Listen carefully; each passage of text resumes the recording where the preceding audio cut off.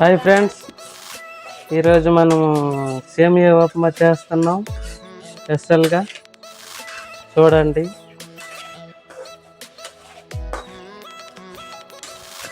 ముందుగా రవ్వ వేపుకోవాలి. ఇలాగా ఇంకా అడుగంటుకోకుండా మంచిగా కలుపుకోవాలి. ఇలాగా దోరగా వేగినాక సేమియా వేపుకోవాలి. ఇంకండి సేమియా కూడా వేపుకోవాలి ఇలాగా మంచిగా.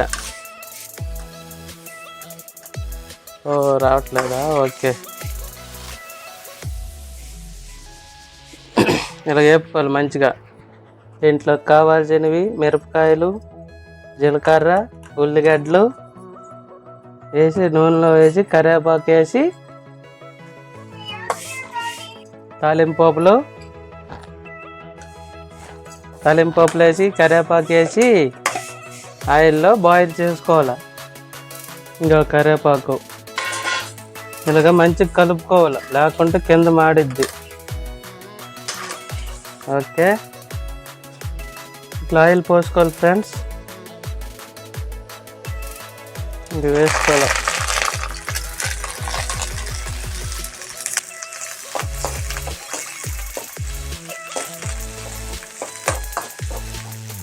బాగా వేగినాక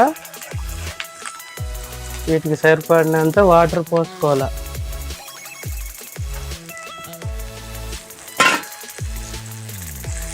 టమాటా వేసుకుంటే టేస్ట్ బాగుంటుంది.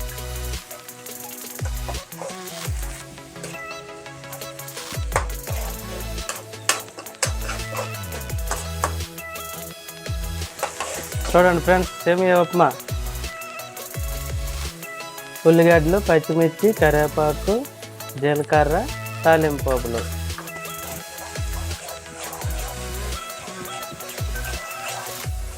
ఇప్పుడు దీంట్లో వాటర్ పోసుకోవాలి తగినంత.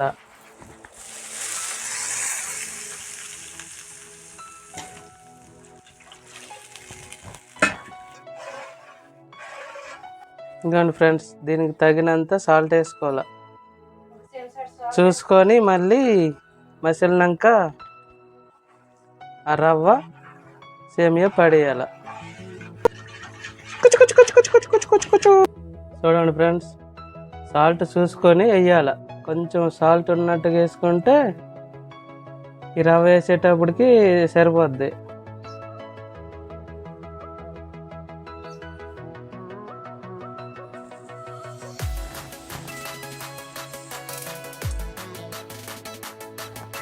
చూడండి ఫ్రెండ్స్, ఇలా కలుపుకోవడమే, మరేం లేదు. ఓకే, ఉప్మా తయారు.